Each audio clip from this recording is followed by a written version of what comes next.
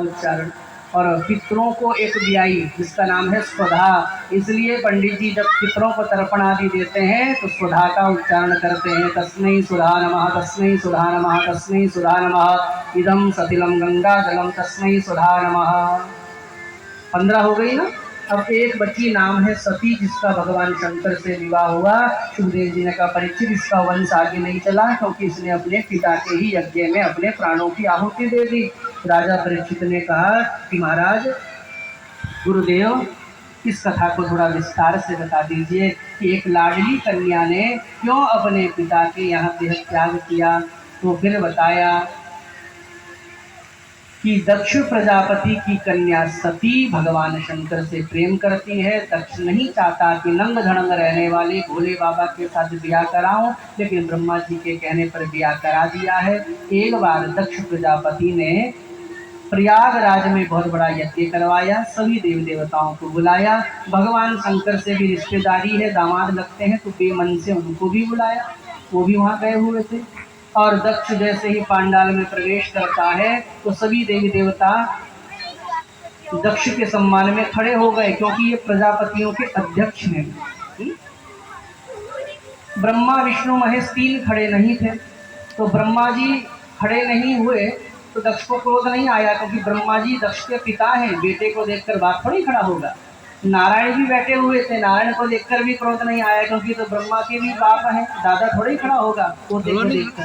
लेकिन शंकर जी को बैठा देखा तो बड़ा क्रोध आया। अरे भूत प्रेतों के बीच में रहने वाला, ये क्या शिष्टाचार जाने, मेरी ही बुद्धि जो अपने पिता ब्रह्मा के कहने पर अपनी पाणी मरकट लोचन, मैंने अपनी मृग नयनी कन्या का विवाह इस बंदर जैसी आंख वाले शंकर के साथ कर दिया। मरकट लोचन, अरे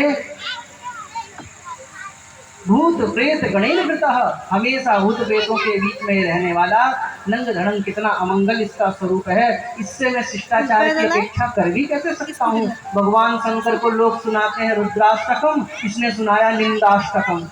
भगवान शंकर ने सोचा ये शोर किस चीज का हो रहा है, नेत्र खोले तो हो ससुर जी तो दामाद को स्तुति सुना रहे।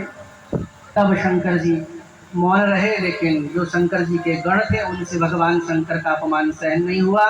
दक्ष के पक्ष को शाप देने लगे। अब दक्ष के पक्ष वाले भी भगवान शंकर के गणों को, भगवान के आगे सती अपना श्रृंगार करती है, इस दर्पण को भी ले जाओ।